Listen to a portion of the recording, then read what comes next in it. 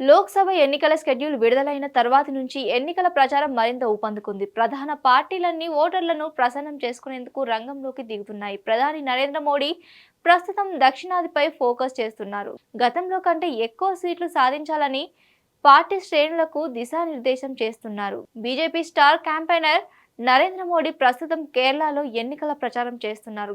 గత 2 రోజులు తెలుగు రాష్ట్రాల్లో పర్యటించిన ప్రధాని నరేంద్ర మోడీ తాజాగా కేరళ రాష్ట్రంలో ఎన్నికల ప్రచారం కొనసాగిస్తున్నారు. కేరళలోని పాలక్కడ్లో ప్రధానమంత్రి నరేంద్ర మోడీ బైక్ ర్యాలీ నిర్వహించారు. ఈ ర్యాలీలో భాగంగా ప్రధాని పలు ఇంట్రెస్టింగ్ కామెంట్స్ చేశారు. కేరళలో కమలం వికసిస్తుందని ప్రధాని మోడీ ఆశాభావం వ్యక్తం చేశారు.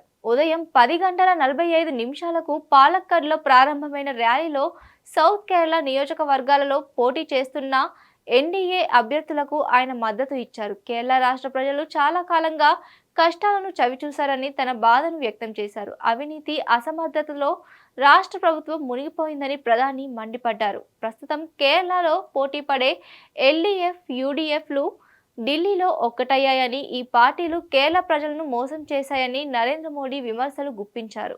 ఈ ఏడాది ప్రారంభం నుంచి ప్రధాని మోడీ అనేకసార్లు దక్షిణాది రాష్ట్రాలను సందర్శించారు. ఇందులో భాగంగా కేరళలోని ప్రముఖ దేవాలయాలను ఆయన సందర్శించారు.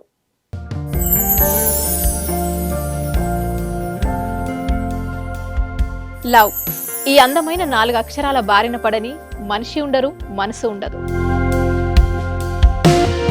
ఈ లవ్ కొంతమంది జీవితానికి సరిపడా మధురమైన అనుభూతులను అందిస్తే, మరికొంతమందికి జీవితాంతం వెంటాడే చేదు జ్ఞాపకాలను మిగిల్చుతోంది. లైలా మజ్ను, పార్వతీ దేవదాస్ ఈ 2 కథల్లో మజ్ను లైలా ప్రేమ కోసం ఎంత పరితపించాడో విన్నాం.